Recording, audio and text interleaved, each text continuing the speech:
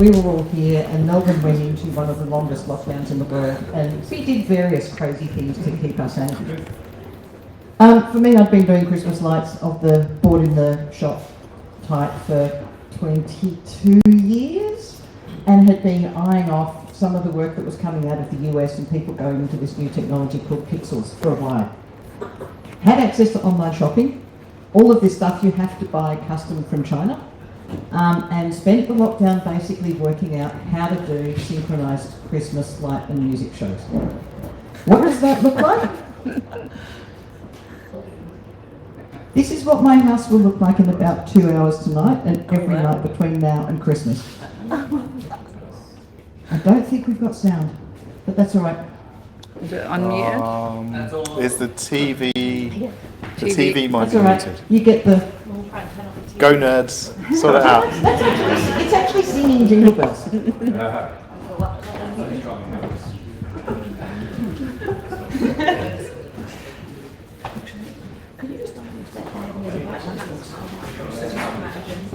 bottom of that.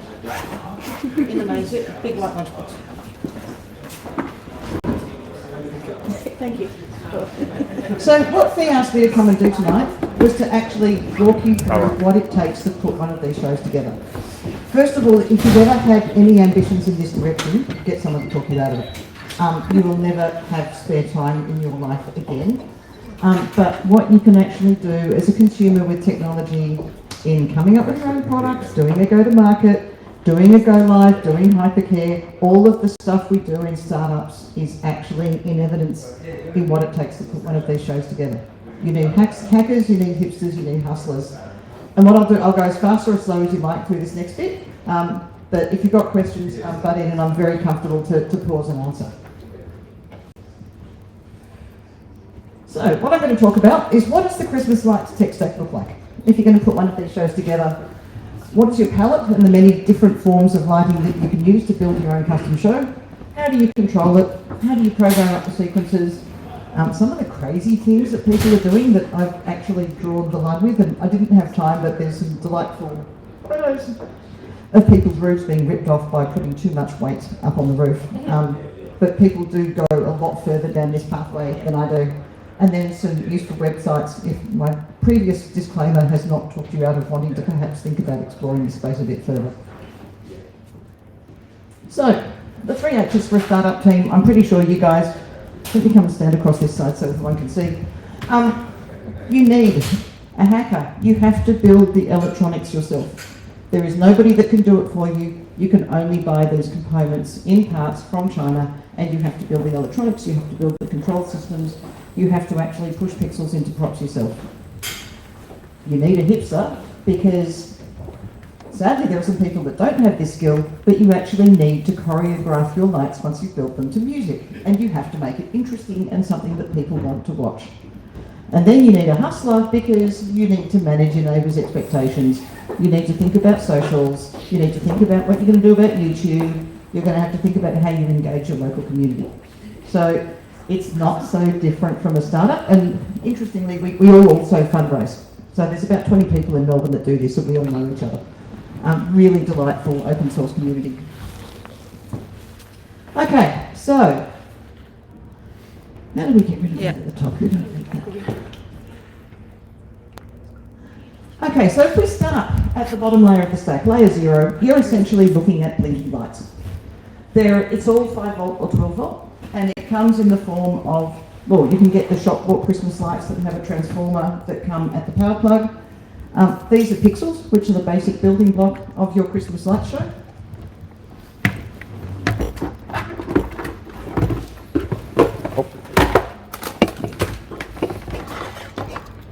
Happy to hand them round. You're going to get better at soldering. You've got to put your own connections. Thank you. You've got to put your own connections on them. There's mini seed pixels, which you can actually get with a return wire, so you can run a one-way hub from the middle of something that goes outwards, which I've got one of. For other people, these are things that go in theatres as moving head spotlights. People put these on their roofs in racks of 5 or 6 across the top of the roof, and then have to deal with helicopters going past, actually going through the beams and worrying about whether they're going to have the Civil Aviation Authority worried about them. You've got your shop inflatables, so you can run those through relays, and then you've got a thing called Neon Flex. Different things you can put together in different ways. One of the things I do is I take old-fashioned Christmas shop lights on frames, you know, the big picture ones, as they die, and I turn them into something I can control by computer. It's my way of recycling, but there's lots of different ways of doing it.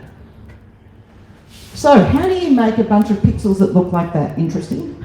There are people around who will sell you shapes with holes in them so that you can make candy canes, you can make a Christmas tree, you can make a tune-to sign. They come in up to 3,000 pixel versions in terms of how many they'll take. And yes, you have to build your own support system. They don't come with any architectural reinforcement. 3,000 pixels in the back of one of these weighs a ton. And people put these on top of their houses. The biggest one I've seen is actually 1.5 stories high. This is a world of insanity and people who are both perfectionists and highly competitive, but also supposedly doing it for fun as a hobby. But we do like it. So this is the preferred support for most people is actually electrical conduit. So you can use the T's and the frames and the end pieces to actually build a frame, and then you actually hang it on your house.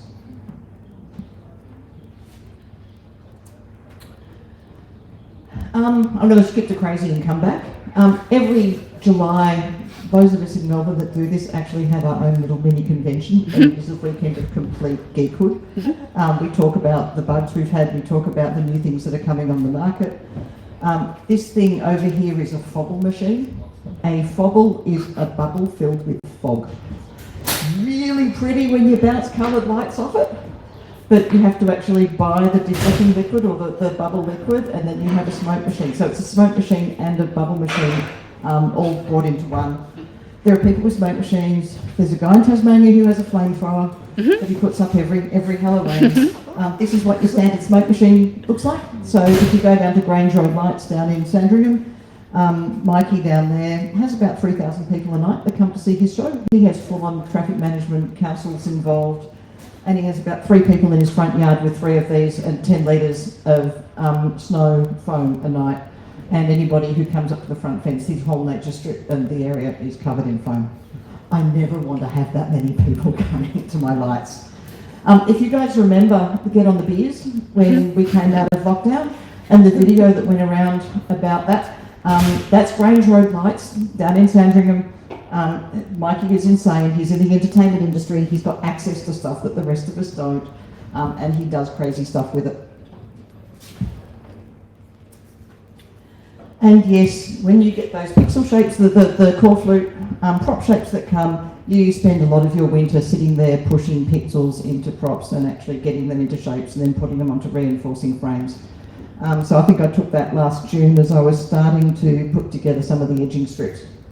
Big bucket of pixels, and this is the edging that keeps it all straight, and you literally sit there with pixel pliers and push them in one at a time.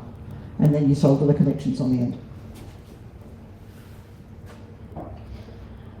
Everything is custom, but there are kind of some standards involved in making things a bit easier. There are 4 different connector types, and you need to know when you buy, if you buy pixels with connectors on them, you need to know which connector type is coming with it. It's also really useful. So some of them are male, some are female in different ways. These are all waterproof. The whole point of these light systems is once we've built them and got them installed out in the garden, all the weather we've had in Melbourne doesn't matter. My show runs in rain, it runs in wind. There's a few people up in Queensland with Cyclone Jasper bearing down who are a little bit worried, but they're actually worried about the wind more than they're worried about the rain. But if anything goes wrong, you have to break the waterproof seals to fix stuff. So when it's raining, we kind of all sit at a standstill and whatever's not working stays not working until the rain stops. So each pixel is about half a watt, and the circuits you can have up to 7.5 amps running through them at either 5 volts or 12 volts. You get to calculate how much current that is per light. You can turn the brightness up and down. You can turn that up in the controller settings so it's always limited. You can turn it up and down in individual tracks to make things brighter or dimmer. You get to calculate whether you're going to blow the fuse or not. And fuses come, fortunately, in packets of about 100, and I probably go through 100 of them a year.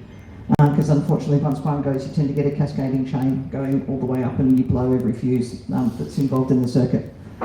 If the magic smoke escapes, it doesn't work anymore. So you need to do some thinking about how do you actually make sure it stays under 7.5 amps, make sure that you don't plug a 5-volt circuit into a 12-volt power supply. But there are no safety rails, there are no systems in place. You build your own engineering safeguards and you build in as few or as many of them as you are comfortable working with.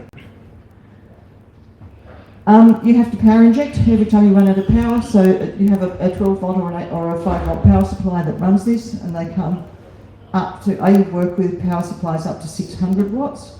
You can actually get the HP server power supplies that go up to 2.2 kilowatts, and some people have quite large supply boxes with those in it, but essentially you need to get power distributed out to everywhere you've got pixels. So if you go to see one of these shows, you're probably going to see a lot of black wires snaking across the ground to get from wherever the power and wherever the controller is to actually where the pixels are located. Lots of maths, which is good, and there's actually some people who've also come up with websites that help you do the maths. So I won't show that to you tonight, but you can tell it how many pixels you've got, what the voltage is, whether you're running them at 100% brightness, and it'll actually tell you at what points and where you want to power inject, and it'll tell you whether it's going to work or not. Okay, so we have our blinky lights which are doing the rounds. Something has to tell the blinky lights when to turn on and off, and that is going to be your controller. So controllers come in 3 different types. You can have relays, which is a straight on-off circuit break, circuit open, so circuit closed, circuit open, circuit closed, circuit open. You can have these things. So this is a DMX controller. That's designed for 4-wire red, green, blue sets going out into a whole set of wires where everything is controlled as a single unit. So I have some big signs that have the word Merry on them, and that's got one of these controllers running it, because Merry is either going to be red, green or blue or some combination of them.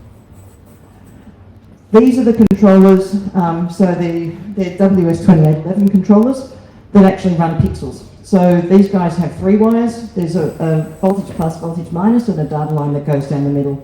And you can run up to 1,000 pixels on one of those, as long as you can get enough power out to them.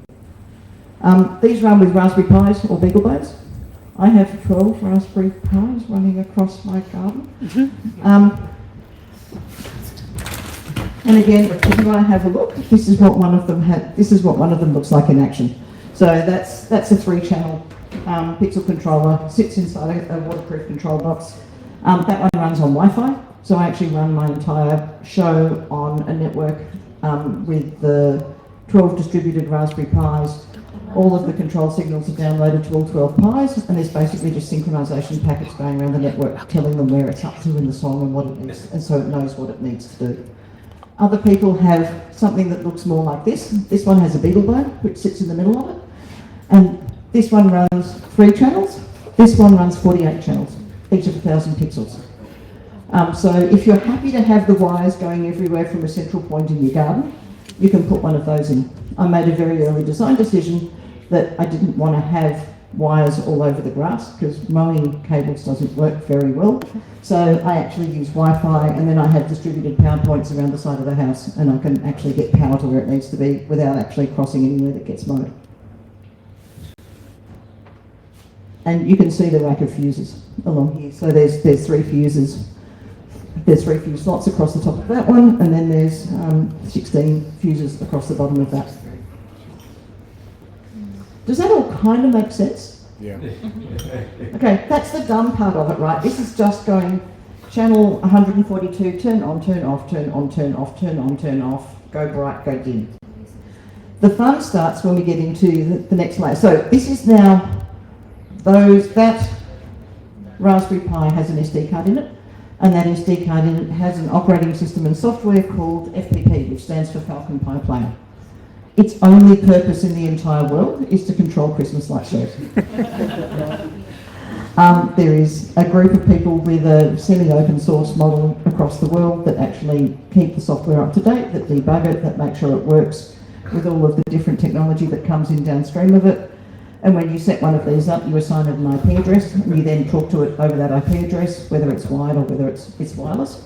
And you can basically set the time of day. You can download all of the control signals to it so that it knows what to do.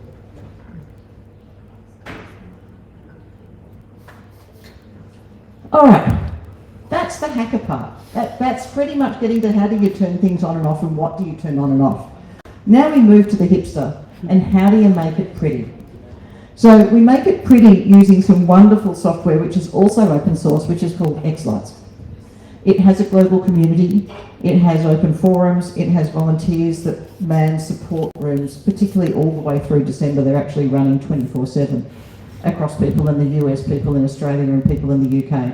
Australians have actually had a lot to do with the creation of the software and the new forms that come together in it. They do somewhere around about 20 new releases a year to update the software, fix bugs and put out new features of it. I'm going to show you a demo of what it looks like.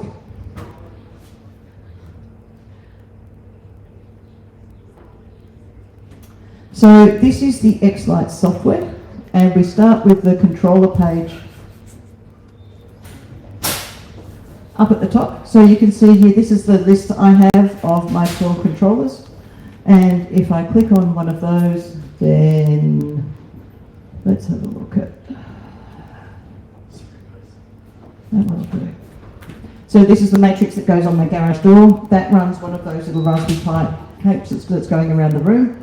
And that's got 1,680 pixels on it that's divided into two channels. So the left hand of the door and the right hand of the door. And they're connected to the two ports.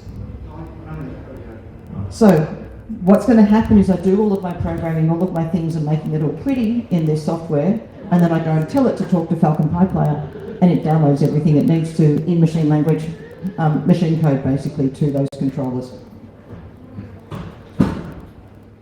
This is the second tab. Let me close that. That's gone off the screen, that is not helpful.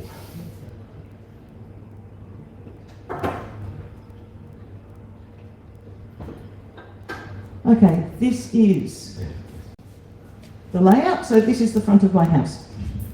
So every prop I have has been loaded into this with a number of pixels, with the arrangement of them. You can see I've got a couple of Coro props. I've got a giant set of wings that's got 1,000 pixels in it down by the front gate. There's that matrix I was talking about that sits on the front of the garage. I've got leaping arches that run along the front fence.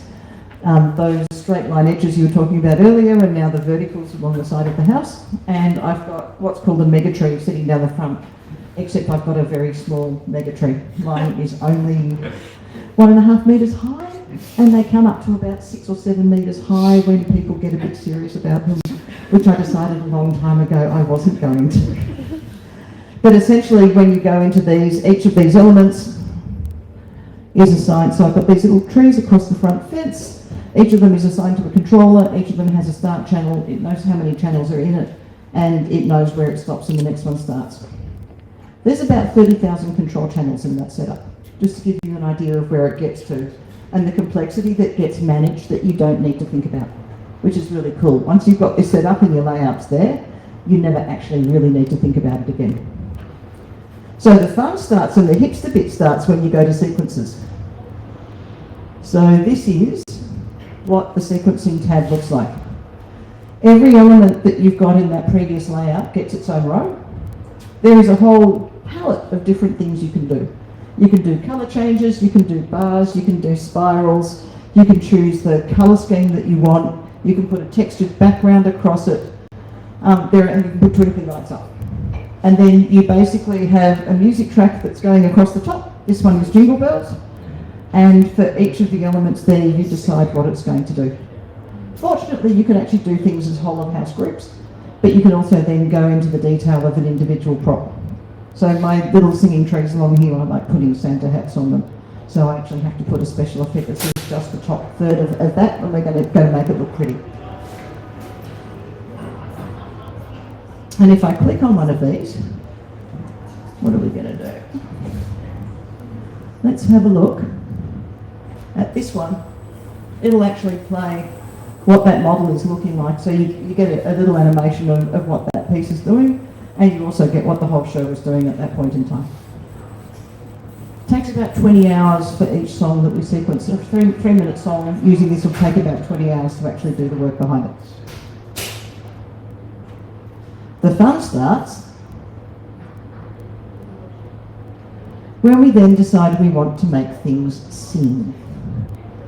When you want to make something sing, you download the lyrics track as a text block from somewhere on the internet. You then have to break the text down into phrases and work out where every phrase sits along this timeline by listening to it. You then break each phrase down into words and put the word in the right place along it. And then you break each word down to the phonemes or the mouth shapes that go with it. And then you actually match those with the actual syllables of the words of the song. Fortunately, somebody who likes AI has worked out how to do it. And they now have a website where you can go, here is my audio track, here are the lyrics texts, and you upload it, and 5 minutes later it will send you back this little track. If we zoom into it,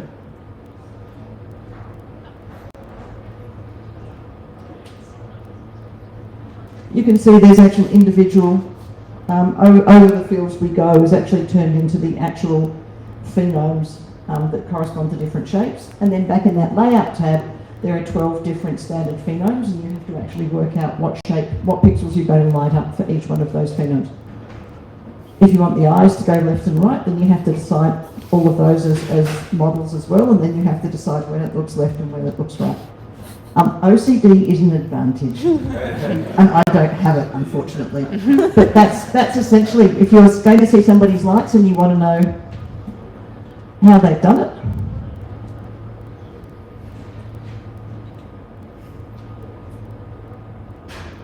you can see along here I've got Woody's, so the tree on the right is called Woody and he's a natural pine tree, as voiced by somebody who sounds a little bit like Tom Hanks. And then on the left I've got Liberatree, who's an artificial tree and likes everything sparkly. But you can see that the eyes are asleep, the eyes are open, the eyes are asleep. Can I?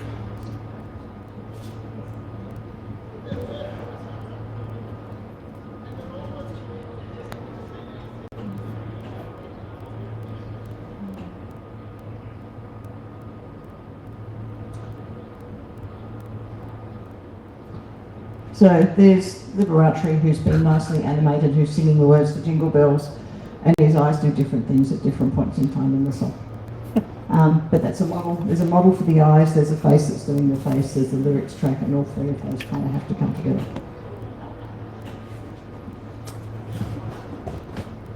Any questions on that?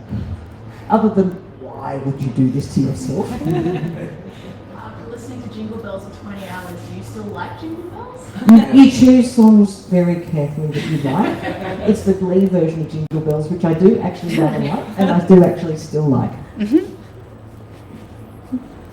Okay, so these are the 12 mouth shapes that you get. So they're standard design phonemes, and you can see here you actually determine within the model what pixel numbers turn on and off, and you can actually choose what colour they're going to turn on and off at. So Woody's got green eyes, Liberatree's got blue eyes. Liberatree's got a rainbow around the outside, and Woody's got a natural pine thing around the outside. So yeah, that's one of my new favourite websites, and it's free.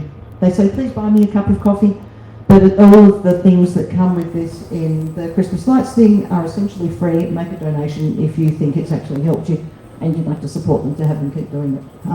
I send out a number of donation checks, or donation transfers at the end of the season. So, how do I do scripts? I have an intro script for my show. It used to be my teenage son. My teenage son doesn't want to do that anymore, and I use ChatGPT to actually generate the script. Please write me an introduction script between an artificial tree and a natural Christmas tree. Looking over who's going to do the best job of actually introducing a Christmas light. So, ChatGPT will do it, and it's not bad. I then had a service called Jenny, which actually provides the voices, and I've assigned both Liberatry and Woody's voice to a Gen AI voice. And by the way, one of them sounds awfully like that Gemini demo that Google have put up. I heard it for the first time and went, I've heard that voice. I've heard that voice a lot. But you can essentially have a dialogue between two completely artificial generated AI voices, reasonable job of timing. It's only going to get better over time, but I figured for the moment that gave me something for this year's show that I can edit that I can re-record if I need to without having to go back to increasingly scarce human resources who really aren't interested in contributing.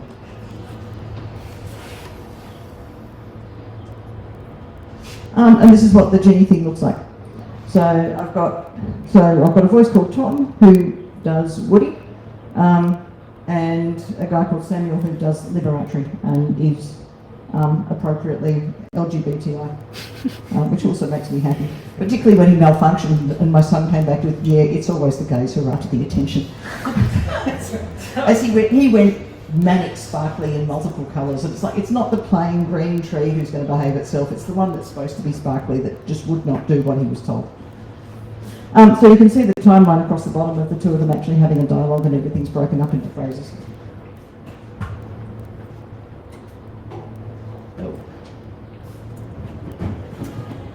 So, the next bit, what I've introduced this year, which is new, is a jukebox function.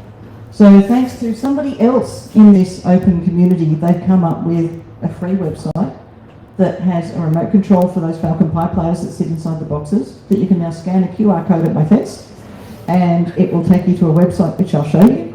And if there's not a show playing at the time, you can choose from about 15 tracks as to which one you'd like to listen to, and it will fire the whole show up just for you, and you can have a listen to it. Or you can put it into a photo mode of one of 4 different colours, and it'll actually set all the lights up so that you can take some nice selfies.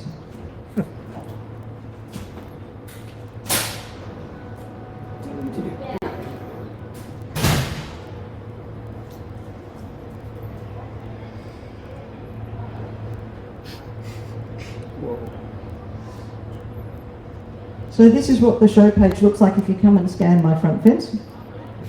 So it's got some information about the show. It's got we do fundraise for domestic violence and safe steps, because we thought that I couldn't stand the thought of anybody not being safe and not having a good time at Christmas, particularly kids who needed to get somewhere safer. The show's not playing at the moment, so it's in coming soon mode. It will turn on at 8 o'clock, so we're not quite at the time for it yet. Once it turns on at 8 o'clock, there'll be a list of songs that come up, and you can literally click. It does a location services check. You have to be at the front fence, so nobody can actually hack my show from Houston or London or anywhere else and actually make it play remotely. You have to actually be within half a kilometre of the show itself, and then it will play for you. And you can vote for us at the Melbourne Christmas Lights search if you think that the show is particularly cool. And then we have socials along the bottom. So there's an Insta channel, there's a YouTube channel, there's Facebook. And this is the very, very cool bit I get behind the scene, which is I get a dashboard. So I know by date who's turned up. Where are we? So how many people have actually come and put on the QR code by date? How many unique viewers are there? How many total viewers are there by date? So we had 25 people there on Saturday night choosing songs. And which requests were selected on what date? And which one is the most popular? What is it? Jingle bells. It is indeed Jingle Bells, but it's starting to get some competition from Santa Shark. And if any of you have small children, you'll know what an earworm that is for anybody under the age of 4. So like Baby Shark? It is Baby Shark, the Santa version. Yeah, I'm expecting... Jingle Bells are used for testing. Santa Shark is completely generated by people outside who wanted to have a look at it. And my daughter, who's in the front bedroom, is probably going to go nuts sometime between now and Christmas.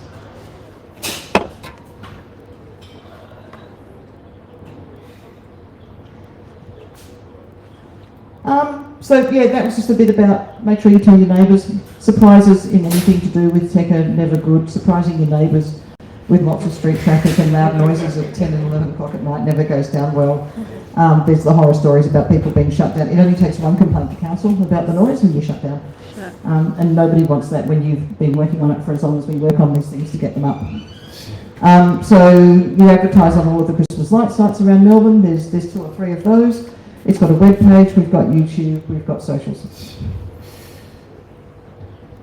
And what a year looks like. It starts in January when we take down last year's show, and then in February we start building new stuff. We build new stuff all the way through autumn and winter, until August, and the weather starts improving a bit, and at that point we go to our computers and we start sequencing. I have a full-time job. I look after the Advanced Analytics and AI team at GHD, so I have a fairly full-on full-time job, and I get about 4 hours a week that I can actually spend on this, or television time and everything, although I don't think I've watched television in the last 12 months because this has taken over. In October we start the install. It takes about 20 hours to do the install, so I have a crew that come with me and help put things up, and there's people who now have their own special jobs. James puts the star 5 metres off the ground, up at the top of the tree. Jenny comes and actually she now owns those leaping arches along the front fence. But there is a lot to do to actually pull everything out of the roof, stack it up. It all has to be flat packed. That was one of the home requirements. So it's got to be put back together, assembled into shape, mounted in the garden, connected up with the wiring, turned on, watching it not work in test mode, swearing loudly, figuring out what's not working and repairing it. November, debugging, unit test, integration testing, pre-go live testing, hypercare, go live. Every year there is something unexpected that goes wrong, and in this you can be the only person in the world that's got the particular problem that you're experiencing, which is what happened to me last year with a particular power draw problem on a Raspberry Pi that was killing a sound system, that was killing services, that was killing the show at random intervals. You are on your own because it's custom and there is nobody who knows more about your show than you do. Kind of like IPM patents, right? You have to do it yourself. December, go live, hypercare. 2 weeks of people going, yay, how did you do that? That was really clever. That took you a week or two. Being home every night in case there's problem. We had a fire last week, which was not good. One of the pixels actually malfunctioned. It's very rare, but it does happen. Don't put pixels up against weatherboards or timber.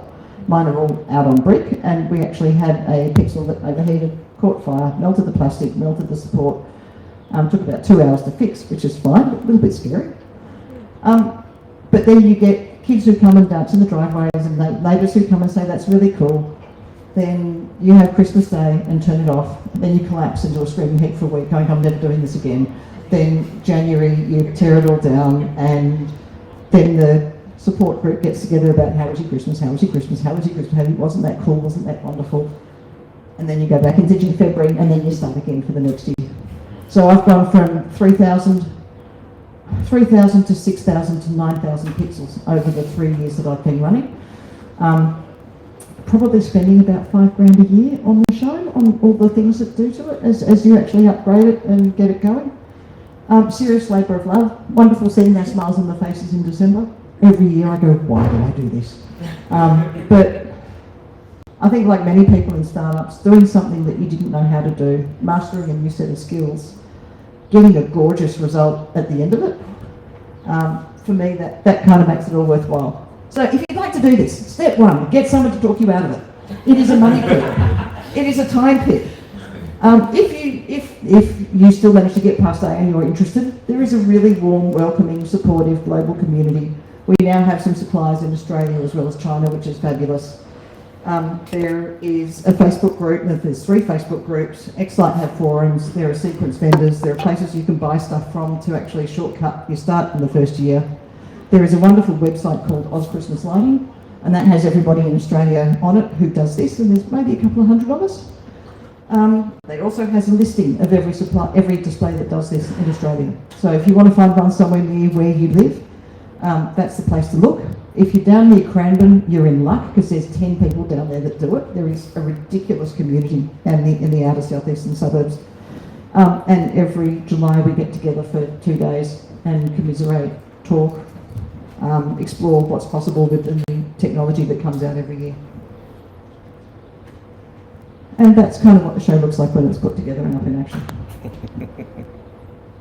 So thank you for listening.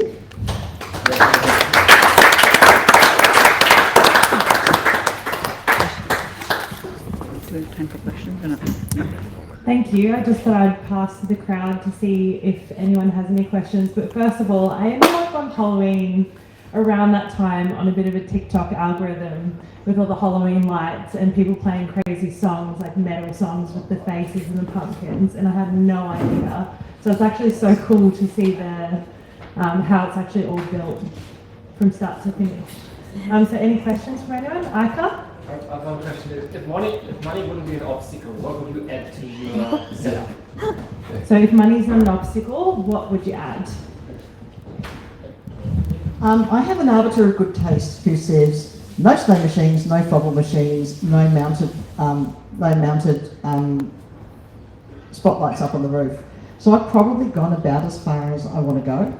I'd like to get permanently mounted lights on the outside of the house. The ones I've got there have been up for about 10 years, and I need to replace them with something that sits in channel and looks a bit nicer. I'd love one of those 3,000 pixel mega things, but I've got nowhere to put it. So the house has probably reached the limit of what it's capable of. Oh no, that's not true. I've got a 7 centimetre spacing matrix of that matrix on the garage, which has got 1,680 pixels on it. I'd like to take that up to about 12,000 and get enough television resolution on that you can actually play video footage on it, which you can do. You can get it to VGA. Just wondering, like, if you are, what do you do with all the hardware afterwards? Like, you mentioned you're buying quite a few things every year, but It has to flat pack. It goes up in the roof into storage. right. So is there a little bit of a community around reselling some of that stuff, so that's the hobbyists? There is a little bit. Once you're into this, you seem to be in it for life. So sadly, most of the ones that are for sale is because somebody's died. There's a lot of older retired gentlemen who do this, who have been engineers or done something technical in their working life or been tradies. So there's more in the US. There's a little bit in Australia where you can buy it, and every few years it's the exception rather than the rule. But yeah, you can at times. But if you're going to buy it interstate, they won't ship it. You're actually going to have to drive a truck up and pick it up and bring it back. Right. Okay. So. Build it yourself. Yeah. Guess I want to get in the Godzilla theme. But you can start right with one of those Raspberry Pis, one of those little boards, and a couple of strings of 100 pixels, put them into a prop and just put something standalone. You could start with a single thing that you could do a face or a bluey or something as a single Christmas prop. Have you ever explored wearables instead of... Yes, I have a Santa hat that I made myself, which is wearable electronics about 5 years ago. That was before I got into this stuff, and it was probably the precursor to it. So that was Arduino LilyPad. So yes, there are also people that you can get RFID bracelets that can connect to your show and will actually splash in time to your show. Some people sell them as fundraisers. I have a problem with that from a recycling perspective. But yeah, there are people that do wearables.